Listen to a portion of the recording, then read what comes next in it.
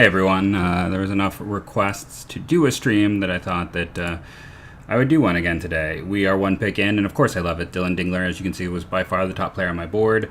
Two-time captain of Ohio State, a rising talent. If he had had a full season, I think he would have been long gone. Yes, the big question is health, and then when you're talking about a catcher with a health concern, I understand why teams got nervous, but plus athlete, center fielder is a freshman, three-sport star. We have our first punter off the board.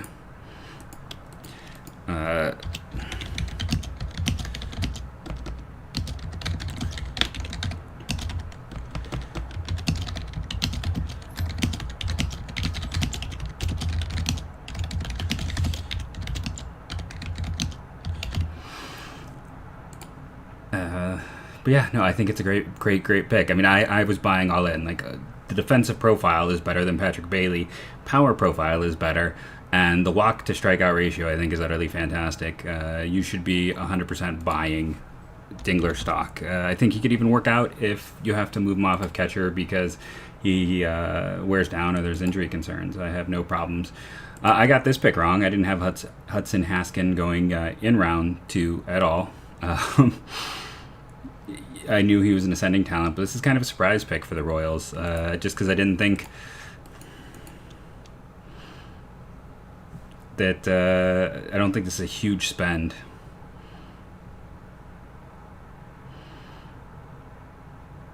For them. Another draft eligible sophomore.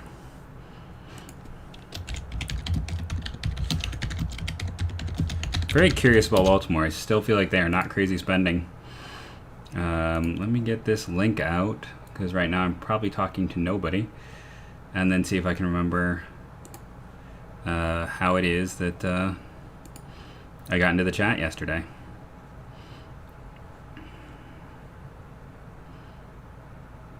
So if I click go live, now I'm already live. Need to share that out.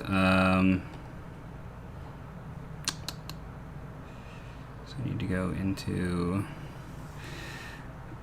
Oh, I should probably actually share the video first. But yeah, you know, don't love it. I wasn't as big on Haskins, though, as some others. I mean, even MLB had him in the 70s, and you're talking a pick 40, so it's a bit odd. Let me go back to...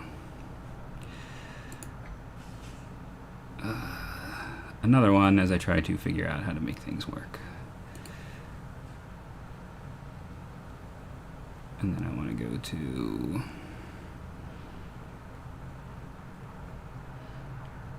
Let's see if I go to go live now. Let's see what this does for me. That isn't working. Apologize. You know, I worked my way through it yesterday and figured it out, and now I'm just not doing as well as I did yesterday. Is what this comes down to. Colorado pick is in. We will see. Let me share the link.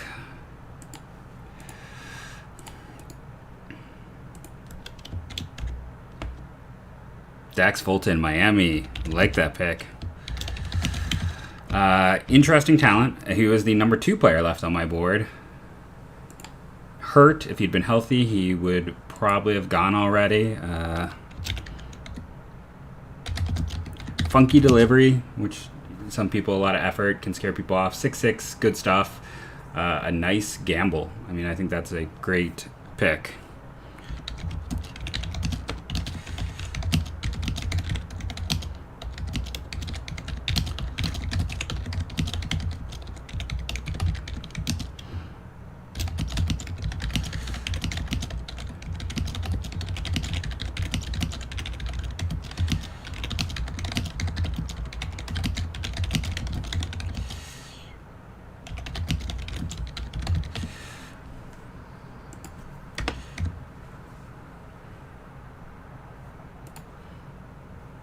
But let's see. Now I need to get back into and see if I can remember how I successfully... Did I go to the details? Is it in details? And then I went to more options. I figured it out last night. This shouldn't be that difficult to remember. what I was doing so I can answer questions. And like while the broadcast is going on, and I see we currently have a few people in here. Hey, we had no dislikes yesterday. That's kind of nice. View in live dashboard, maybe. But yeah, I mean, it's hopefully nothing inappropriate comes up. Hey, I figured it out. Okay, so chat is available. That is in here. I will be checking in on that from time to time. Fulton's a nice pick. He's an upside pitcher. You know, we have a few interesting prep arms left. I thought he was the best of this group of players in there.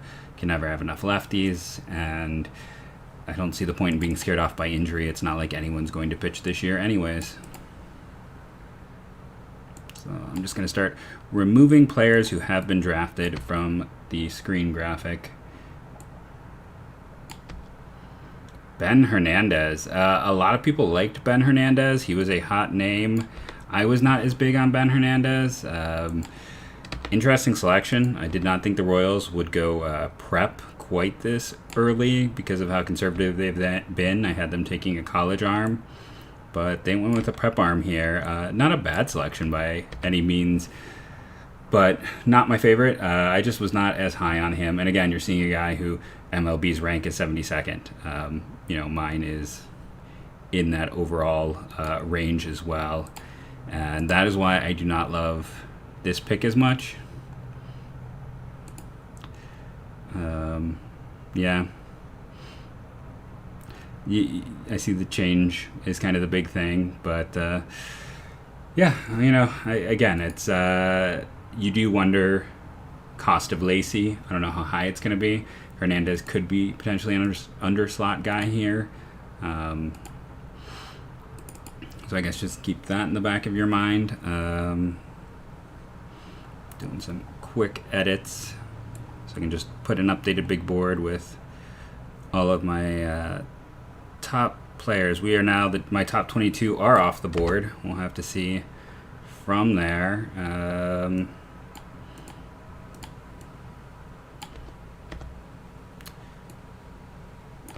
My top 5 players left are it's all pitchers. A lot of the bats are long gone. I do not have a lot of bats left in this draft class that I had highly ranked, and I think that's what we're seeing so far is that you know, bats went pretty quickly in this class. And by my last delete from the updated big board, Carson Tucker, just because he was the ranked 50. Copy, and then I want to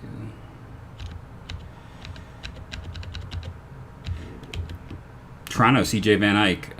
Like this one. If the season had ended after the first start, he would have been a first rounder.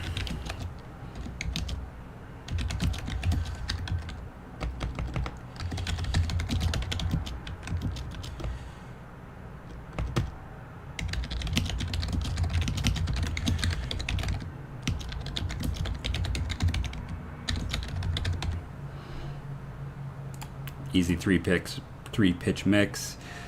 He does everything well.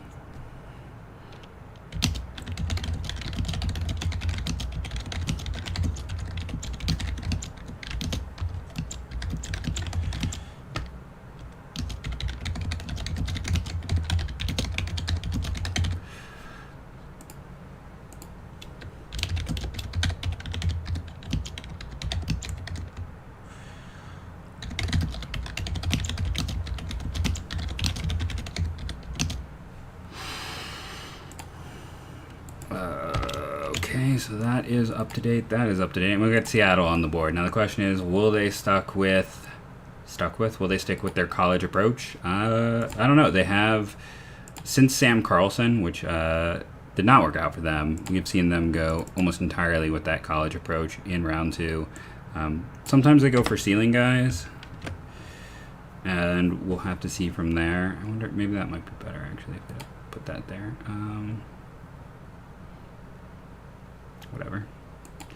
So that is the last best of who's on my big board. Can update as the draft continues. And we have our Mariner selection is coming out right now. Zach DeLoca, or Deloach. You know, here's the thing. Not good freshman, sophomore year. Awesome Cape and shortened season this year.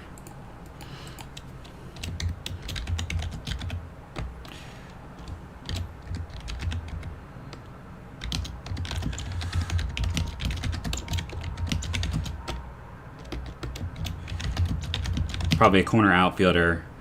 You're betting on the hit tool. There's kind of a risk reward pick because he's actually, you know, are we scratching the surface or would he have come back to earth as the season went on? But a guy who certainly raised his profile a ton because of those two things.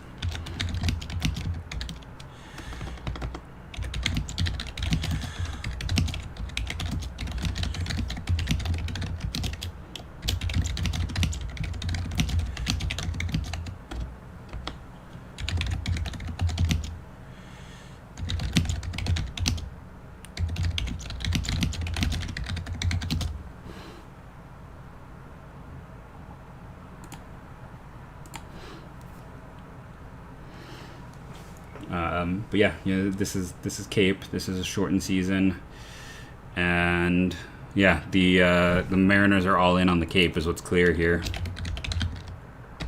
because that is back to back. Wait, no, they're not all in on the Cape. I'm getting confused in my head. They actually passed on the great Nick Gonzalez in the first round to go for Emerson Hancock, which I can understand why. There's a logic to it, but I was thinking in my head that I'm just confused by a tweet that I saw where I think someone else had that wrong moment of thinking in their head. So what do the Pirates do here? I could see, you know, in my mock I had Jared Kelly, the prep arm, because Ben Cherington with Boston had some success with prep arms. But we'll see, especially guys with velocity, which Kelly has.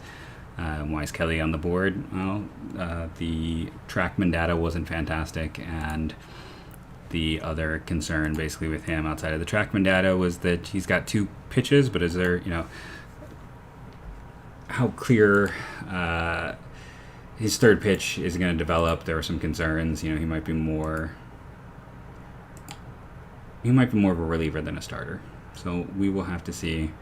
I guess I should probably, speaking of updating things, there's already names to take off this big board, is there not? No, I'd already moved. Nope, Van Eyck is still on there, so I will do that right now.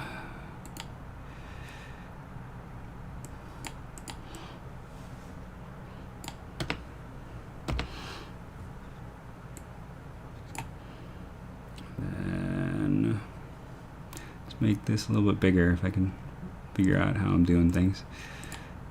So all of my top 30 are gone now. We start with Nick Allen, who I like, at 32, or Logan Allen. I also like Nick Allen, the shortstop out in Oakland, but he is not the player that I was talking about in this situation and case.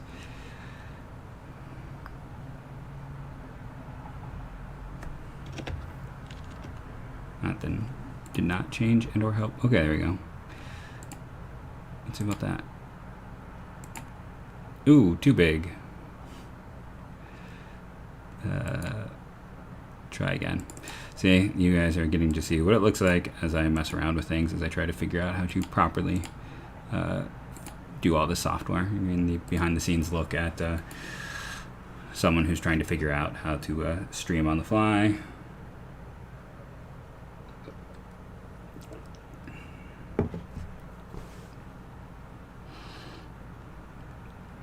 Pirates pick is in.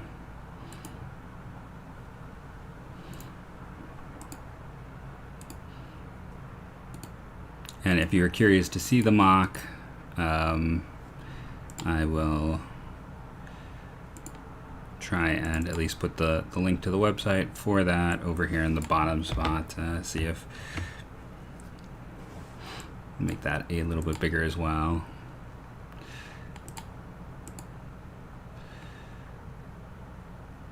Okay. Well, that didn't work. So let's see what the Pirates did instead of messing with the tech. Jared Jones, right-hand pitcher. Okay, so I talked about that Charrington had success with velocity. This is velocity. Jones he's a little bit older.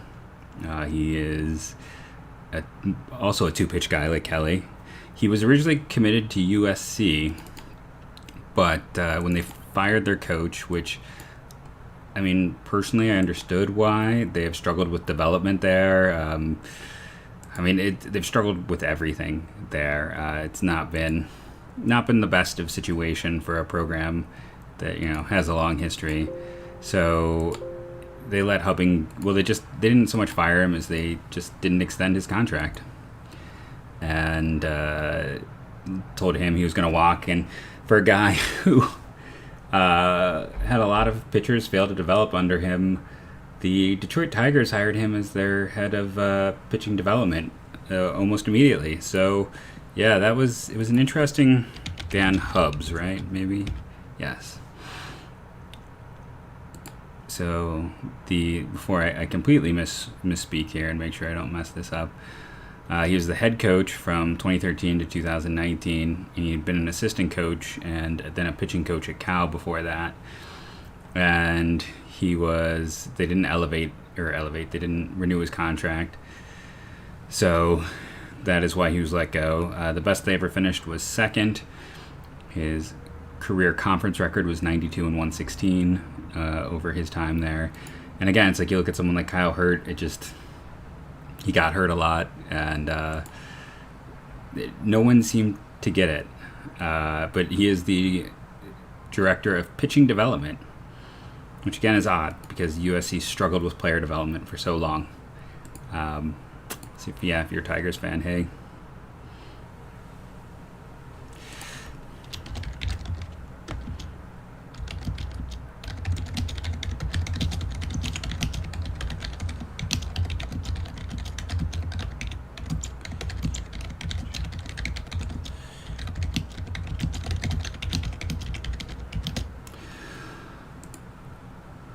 So San Diego, let's see if I can figure out if I just pull up my own little mock. San Diego,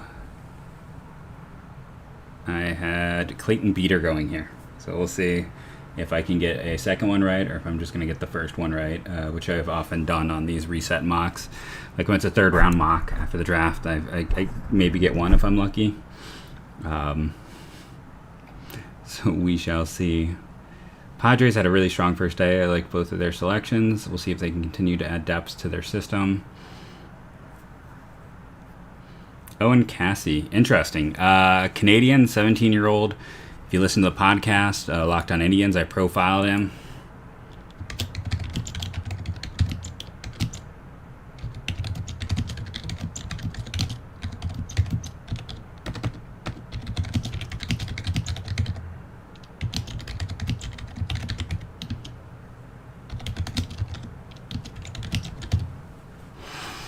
Uh, 17 years old, power potential, some concerns with the hit, just a big, strong kid.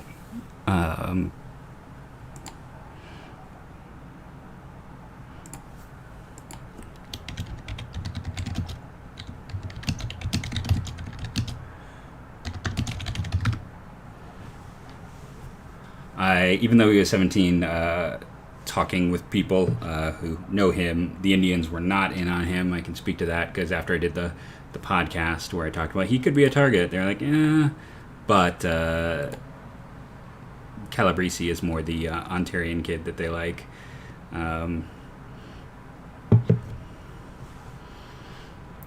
But yeah, again, one of those kids who could have gone higher if he had had the opportunity to play.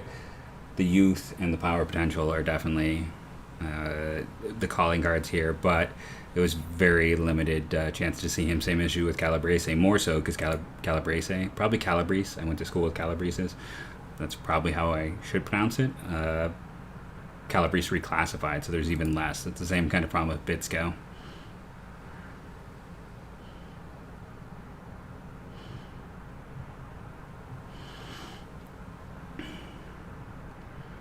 And I'm going to retweet Vinny Servino has a great Owen Cassie video. Casey, maybe? If you know me, pronunciation is an issue. Always. So, and again, questions, please. I now know how to make the chat work, so I will see them down here. Rockies. Chris McMahon. He fits their system. They need a sinker baller, and he's a good one. He really was coming on this year.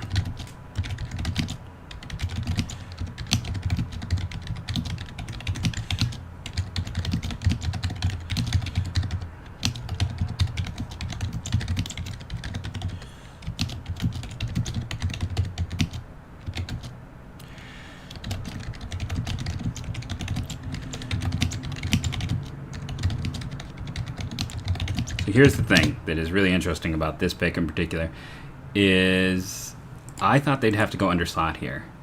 I thought for sure, just because Veen and Romo are going to be expensive, that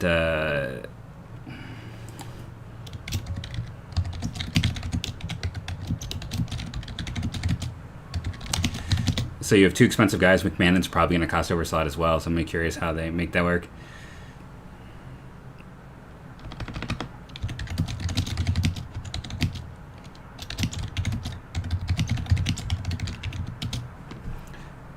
So Jared Kelly is going to be this pick to the White Sox. We all kind of knew it. I just wasn't sure if he'd get there.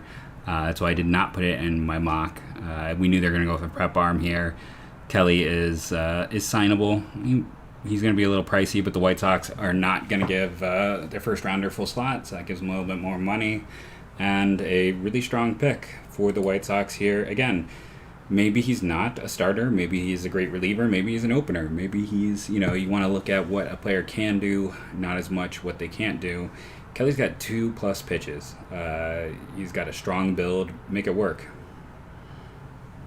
Again, I think you're looking at a guy who has a lot of value in modern baseball. He's big, he's strong, he's got the 2 pitches.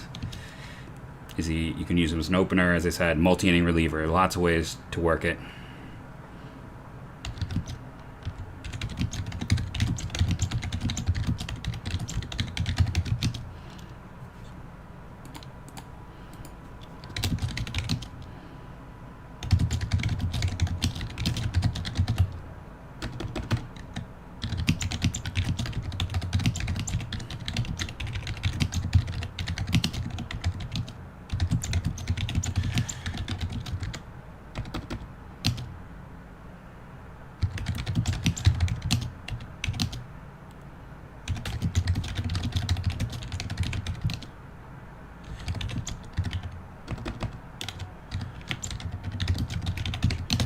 And that's the thing. I don't necessarily know if he's going to be a starter, but I think he just works for modern baseball.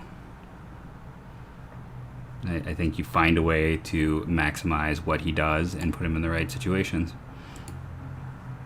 And we'll see where the Reds go here. College arms are still available. Let me update my big board. Could they sign Cole Wilcox? I don't know. Oh, I was wrong. See, yeah, I was looking incorrect. I was like, my top 30 is gone. It's like, no, it isn't. There's 3 players if you count the 30th pick there. So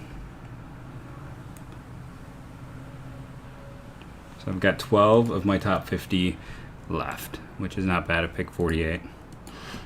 Or 51, I should say.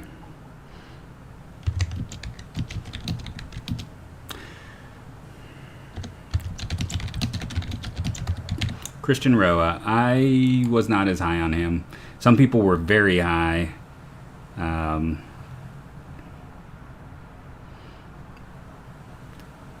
He does some things well. Who was not super consistent this year, and that's why I couldn't find a spot for him in my mock.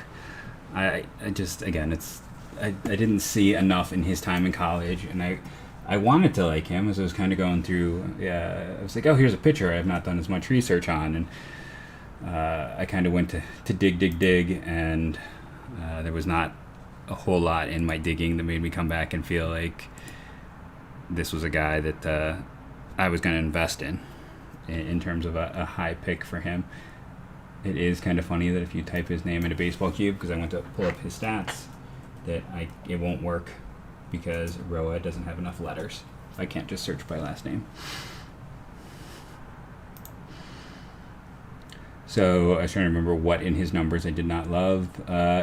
So this year the strikeout rate was up, but so was the walk rate. The home run rate has been high. That was the other concern. He was pretty freshman. It was 14 innings, so that's not much. Junior year, 20 innings. So you have 48 innings as a sophomore. It doesn't give you a lot, and that was kind of the concern. Is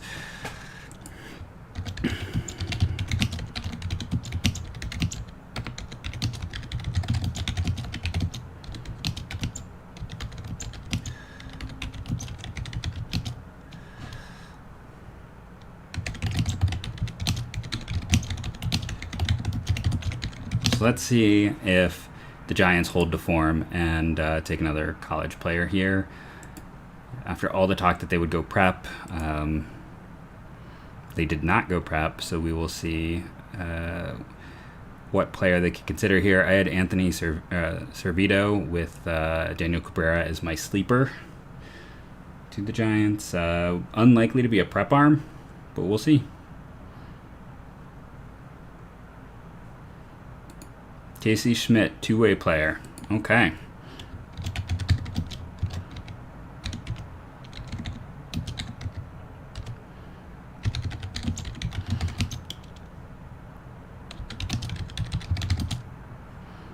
But we get another college talent, so that fits.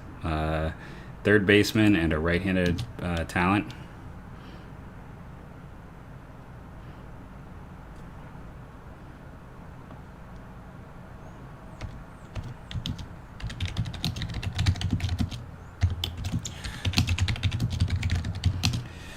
I'm always intrigued by the two-way guys, just from the level that you're like, well, if you're not going to have them play both, that you're hoping to get more out of them, that essentially they're going to finally concentrate on one thing, that there's extra growth potential in such players.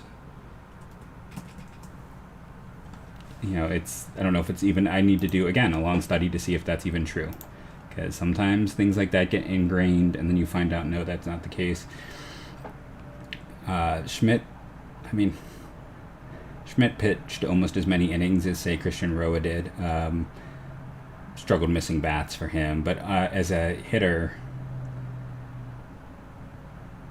again, it's kind of limited sample sizes. Good bat-to-ball skills, good on-base skills. Nothing that really stands out enough that would have pushed a guy from San Diego State into the second round for me. I'll just be honest. Because it is a smaller school program, you kind of want to see those guys do a bit more. In an 865 OPS last year with 5 home runs and 8 doubles. And then this year, an 838. Striking out more than he walks every single season. Walking around 10%, striking out, closer to 17, 18. I guess for his career, let's be fair. Closer to about 13, 14. But yeah, you're hoping that once he concentrates on hitting, he'll take a leap. Again, it's kind of interesting to see how many of these guys were listed much later than where they're going in the draft.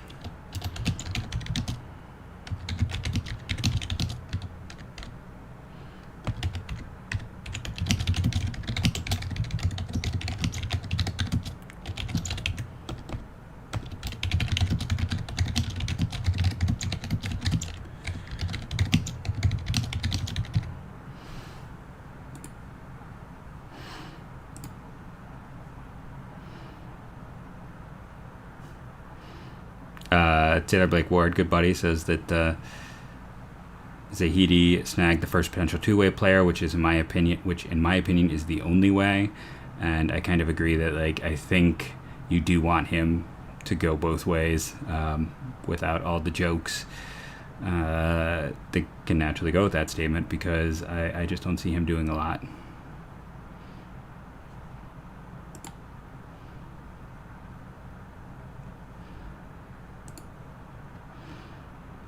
In either area. It's one of those, I talked about sometimes what you want as a guy who doesn't excel in either area but is good but not great, because then you can kind of, if he's not starting every day, that's fine. If he's a platoon guy, like probably the best situation for the majority of two-way players is a platoon hitter who's also a reliever.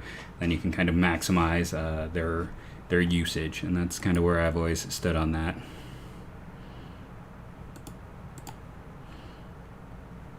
Again, feel free to pepper me with questions.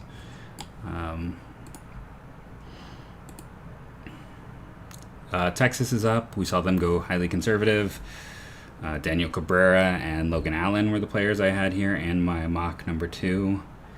I appreciate that MLB is right now showing a commercial for Little Big League during this broadcast, and that is going to play on Saturday because, again, PCA's mom is the mom in that movie, so there's a draft tie-in, so that's always fun.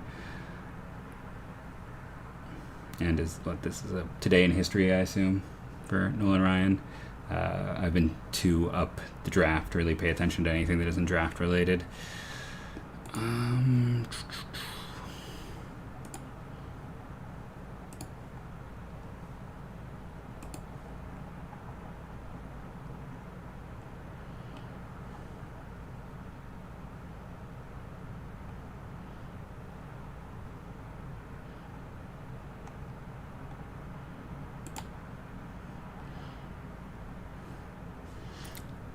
Oh, interesting.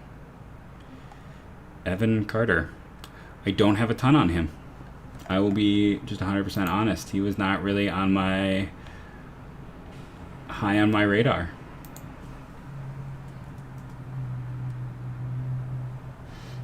Didn't make the top 200 at the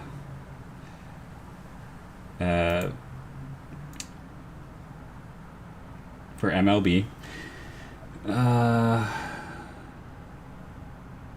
So at 17, like, they do a ton of work at Fangraphs.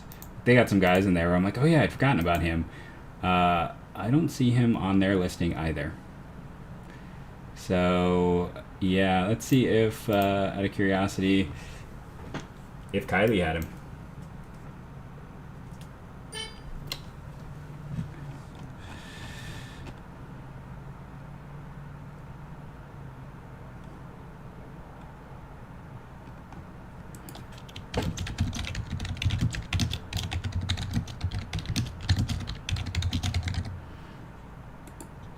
I just got nothing on Carter. I can't really tell you.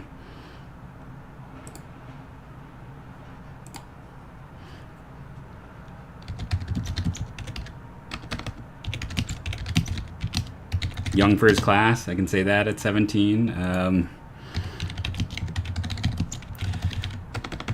mean, I'll do the Google search like the rest of you. Let's see if what Perfect Games profile said about him.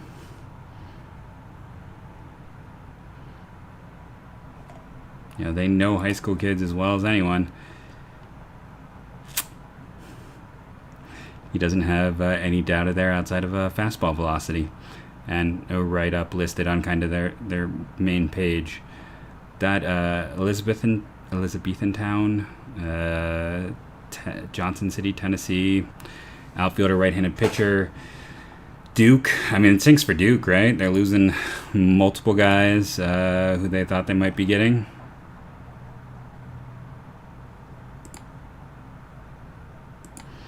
Or might be losing, I should say. So, sorry. Evan Carter, can't help you out. Cubs. Bro Caraway, okay. Relievers are always a risk. I think Caraway is a big risk.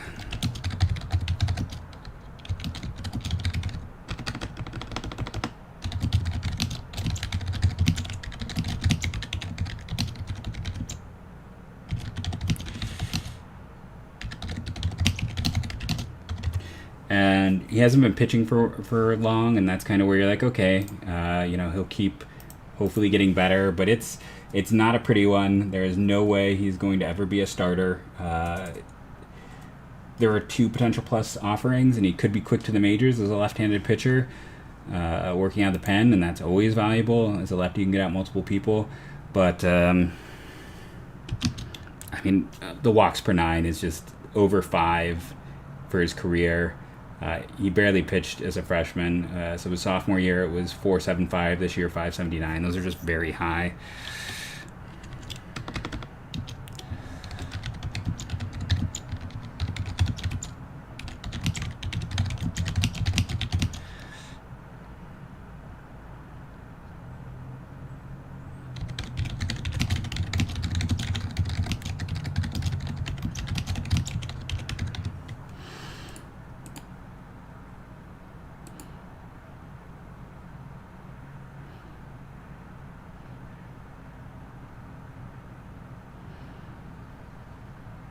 So, I mean, it's, like I said, he was, I believe, an infielder and then converted. He's only been pitching for a few years. You're just hoping that you can help figure it all out. But it's, I mean, he's a reliever all the way. But maybe he can be a back end lefty because the stuff is there and the athleticism is there, but the control is just a big issue right now. And I don't know if he is going to. Where it is right now, he's not he's not going to be able to pitch in the big leagues. So what you need for him to do is to like improve it by grades to become a big league pitcher, which is an issue when you're looking at him. Is also one of his big value points is he should be quick to the majors. And I mean, I've been guilty of saying that because relievers are always supposed to be quick to the majors, but there's some significant roadblocks to him becoming a major league talent. JT Ginn, Mets gonna Mets. Great value here.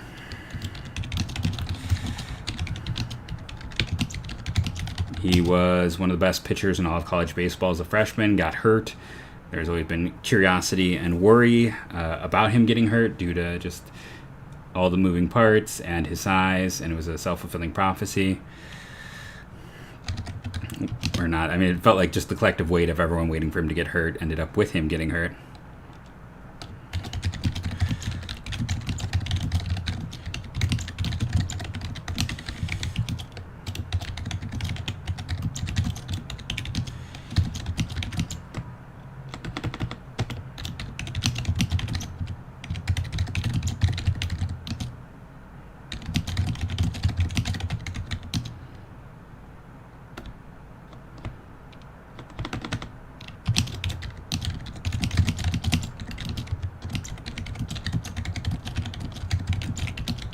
That's the thing. Like, if Ginn doesn't get hurt and he doesn't fulfill the fact that everyone's been waiting for him to get hurt, like, he's a top 15 pick.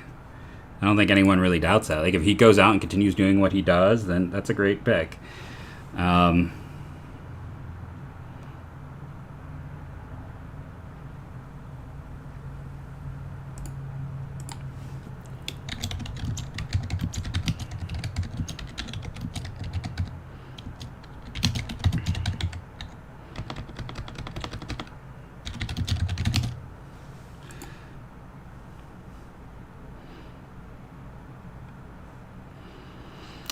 So, another player off the big board, huh?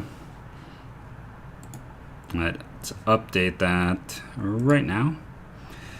That is in my text one. JT Ginn was the third best player left. So Clayton Beeter, Cole Wilcox, Carson Montgomery, Mason. Oh, McMahon totally didn't update after him. So Cole Wilcox, Clayton Beeter, Tanner Witt, Logan Allen, Blaze Jordan, Carson Montgomery, Mason Wynn, Kevin Parada, Nick Garcia, Freddie Zamora, and then just my personal favorite of Xavier Warren, who I would have probably put closer to the 60s, like 61, 62, 63, probably early 60s, but I had to write about him. I wasn't going to not write about him. I've been following him since he was a freshman, and then the Cape blew my mind, and another kid, it just felt so bad he didn't get a chance to show what he could do. Freddie Zamora, there's another guy. So Zamora is interesting for a lot of reasons.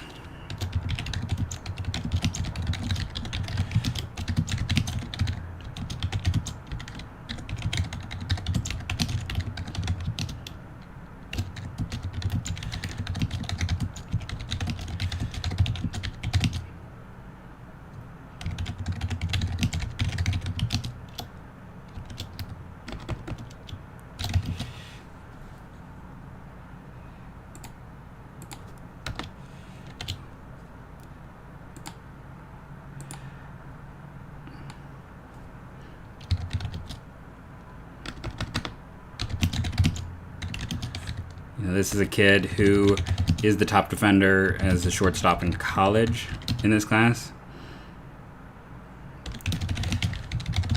Got suspended, then hurt his knee in practice, and there was some talk that he doesn't always work the hardest and things like that. And I mean, he went from a guy who is viewed as like a first rounder to like a guy who was ranked in the hundreds on most boards. I had him at 51 on mine. And that's kind of what you're looking at with him is, I mean, slick. Slick is the adjective that always goes with his defense.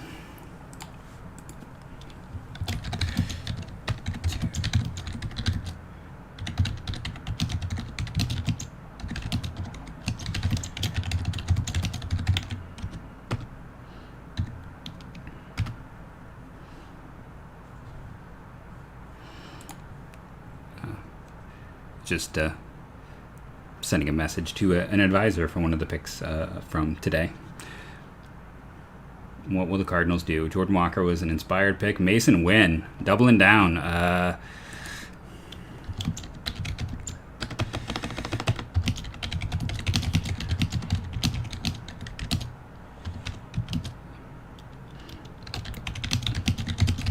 This is the best two-way talent in the draft. I think he can legitimately go either one.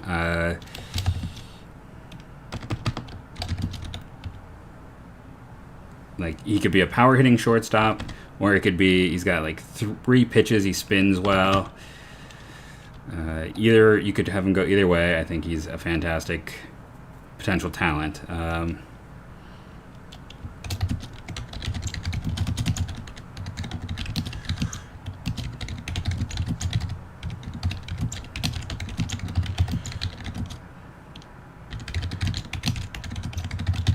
You're looking at this guy who is a power hitter, power pitcher, great pick. Cardinals are swinging for it.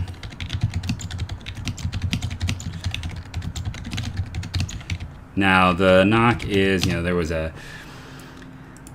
league, it was like the PDP league, and he got sent home from it. So there were some, like, character concerns. There were, some little knocks here and there with that at one point he got shut down from pitching, and there were some arm concerns. So there were some small things here and there, but it's a big swing by the Cardinals at this point in time.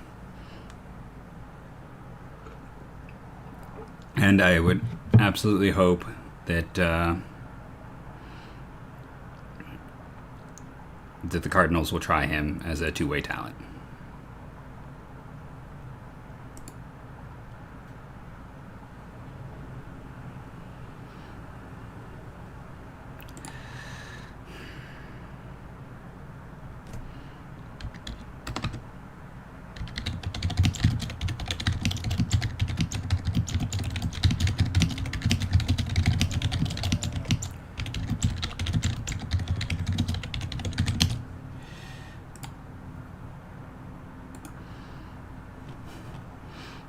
Sorry, someone got mad at me calling a worst case being that JT Ginn's worst case was a reliever. To which my general response was, I think unless he gets hurt, he is. I don't see why he doesn't work with the present stuff he has. Washington, Cole Henry, draft eligible sophomore.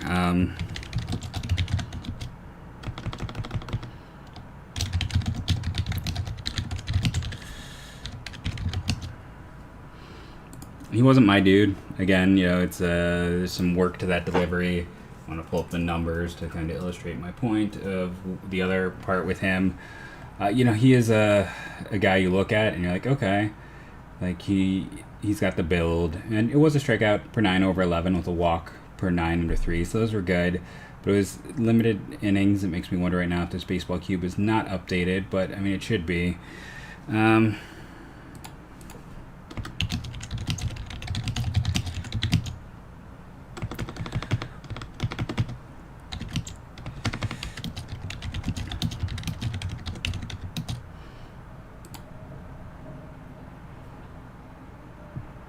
There was some talk that he might go back to LSU. I don't know. Well, if he's going in the second round, let me change that. I know he's not going back to LSU. Teams have all these deals worked out before they draft a guy, especially this high. When a player ends up not signing, it's often due to injury issues when they go and they do the medicals, and then a team maybe has some concerns and wants to pay less, and the players will say no, and that's where it happens more often than not. It works out for some, it doesn't work out for others. Jonathan Hughes, who I think went to Georgia Tech, is like a 23-year-old in this class who was a second-round pick out of high school. The only team that seems to have a history of second-round picks getting away from them is the Pirates, and they just seemed, with the last front office, to be willing to take a specific type, and if they didn't sign, well, we'll just get the pick back and try again next year.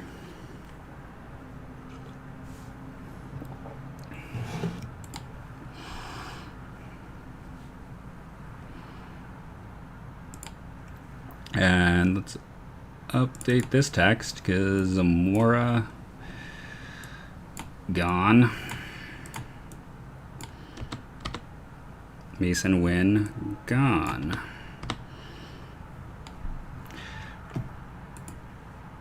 So we got 1, 2, 3, 4, 5, 6, 7, 8 players left from my top 51.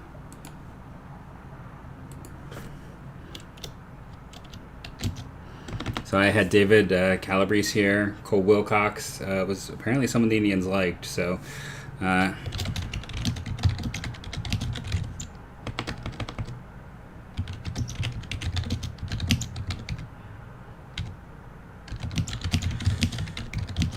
we are instead getting a commercial break.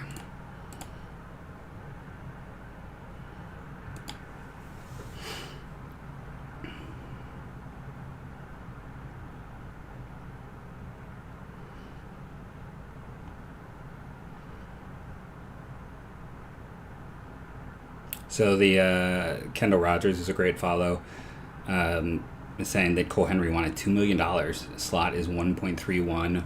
I mean, Cavalli, who they took in the first round, is a guy who would probably take about Slot. I mean, he was rumored to be a top 20 pick, so I don't think they're going to save too much, if anything, with him in round 1. So going for Henry here, it is interesting, and I think we might see more of this, is the idea that teams might go for like 3 or 4 big talents and then kind of just take some seniors that they might like that there wasn't as much of a chance to see in scout. So instead of spreading it around, you might see more of your bonus pools just kind of congealing on 1 or 2 players. So in terms of the stream, I think we might just go to the end of the first round tonight. Not getting as much interest overall in it, so I appreciate everyone who did come, and try to aim for about the hour mark and then just call it a day. I do appreciate everyone who takes part, who watches. It is great to see, but it's just one of those things. If we're not getting enough people in, that it makes more sense for me to be able to get some writing done during this time, things like that. See my kiddo before she goes to bed. So we soldier on.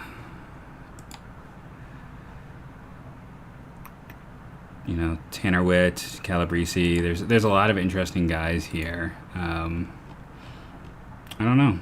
We'll see.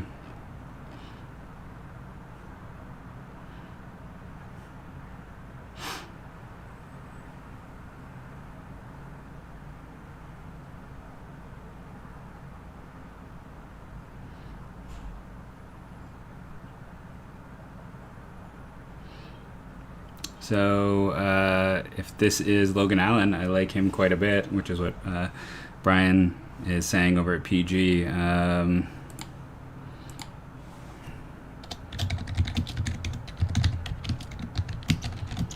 They would just be more for the humor if it is indeed another Logan Allen.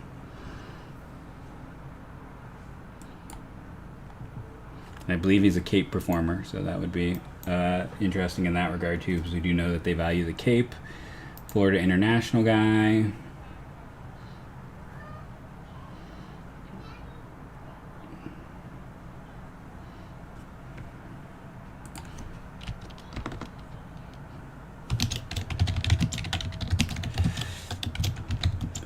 And now the Indians have 2 Logan Allens. Okay, who are both left-handers, about the same size. One of my, I had him rated higher than Burns. So I will say that. My wish was granted in terms of the Indians getting the other Logan Allen.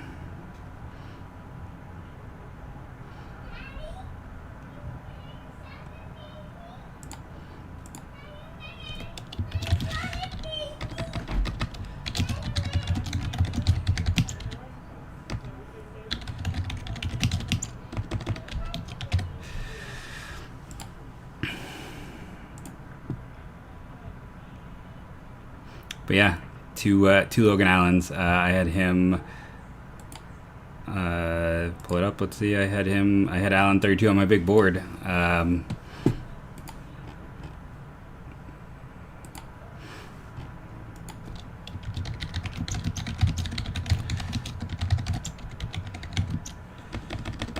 And he is the highest rated player the Indians have selected from my board.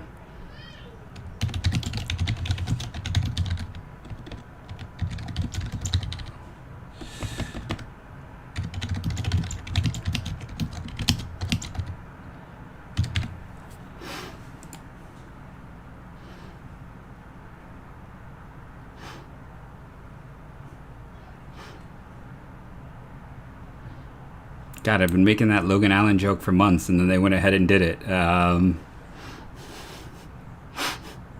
don't know. That's pretty amazing. I'm just gonna sit back and enjoy it.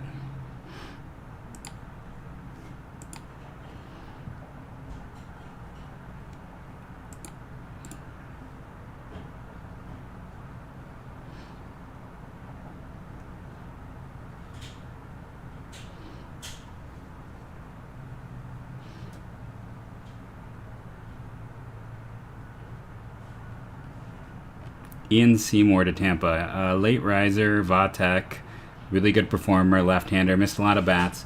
Funky delivery, scared some people off. Very Tampa type of pitcher. Performed well.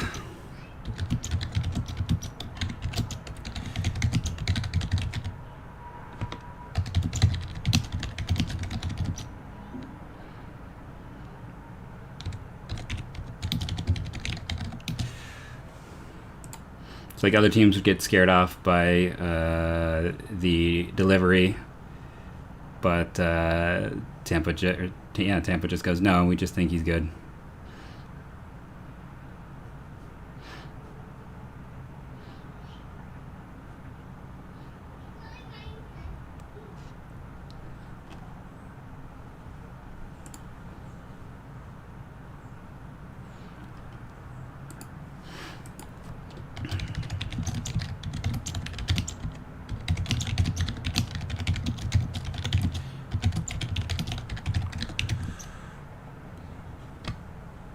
And my fun fact on Logan Allen, to go back, he hit as many home runs in college as Garrett Mitchell.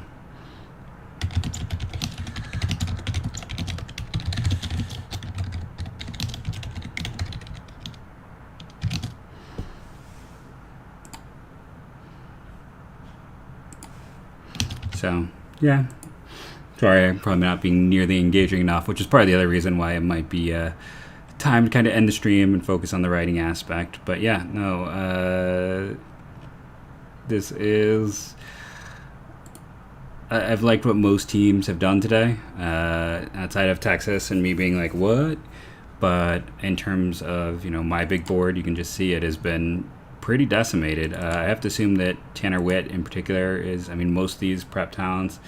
Jeff Cresswell. So this is an interesting one because he's got the ability of a first rounder, but he's just never consistently put together. He's worked better as a reliever. Got a chance to start this year. Pull up his stats. One of those guys where some people really liked him because they just saw the potential, and then others were just putting a reliever label on and kind of, moving on from there. Starter last year. He didn't, and that's the other thing, he never missed a ton of bats. The walk rate has improved every year, but was still over 4. Low hit rate, but he's a guy who would hurt himself with the walks and didn't miss enough bats. And the Big Ten is 5th in terms of Power 5 conferences when it comes to baseball. They're not a power conference for baseball. Like, let's put it that way. The Big Ten is not strong in baseball, even remotely. It's a conference that, if it's lucky, it gets a first rounder every year. There are definitely smaller conferences that are better for baseball. So when you pitch mostly in the Big Ten and you're not missing bats, to me already that is a huge red flag. He could be cheap here, though, which is important to keep in mind because Oakland struck a deal with Soderstrom. They loved him, but we all know that's going to cost them over slot at that point in time.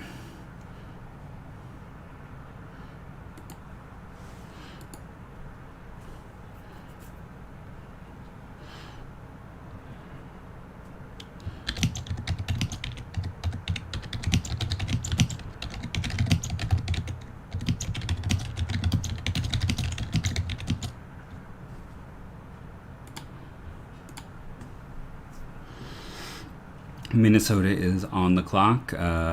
If you were curious, I think I have one pick right.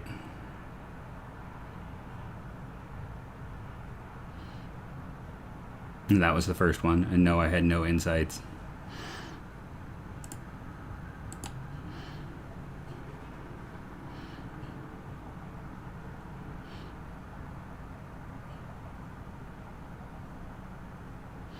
And we now have the Twins up. We got, these 2 picks.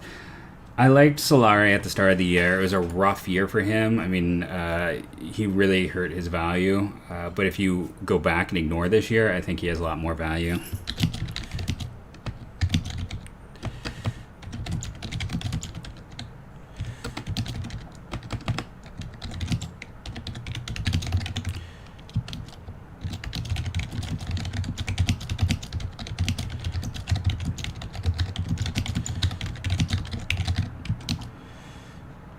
So if you trust your scouting from a year ago, it's, he was really productive.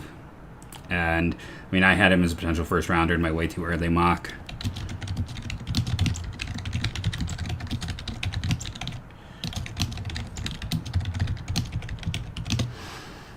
So yeah, you can just, if you're watching the MLB one, you can just see what happened in terms of numbers. And I hate those numbers, so let's actually don't look at that. Let me make sure I spell his name right and talk about things like on-base percentage, which matter, not RBIs. Because that was the other thing. This is a guy who walked 39 times and 37 times. You're looking at walk rates of 17 and 16%. He still had a 16% walk rate this year. The strikeout rate was down. So his batting average was off, and his BABIP was way off, and I'm just gonna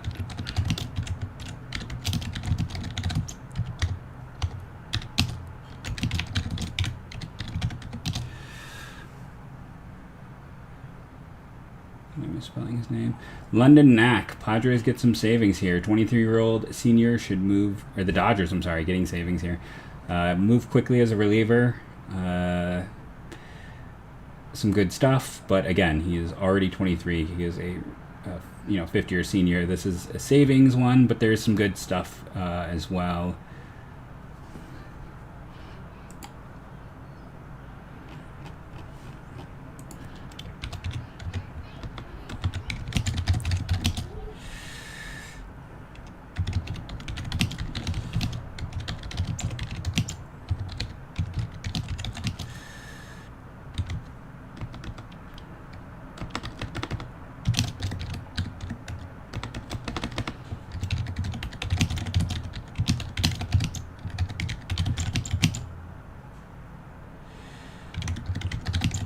course, everyone knew that he would be the senior sign here. At some point, I thought he might go earlier, but we'll have to see. But multiple pitches, good velocity. It's like, what isn't to like?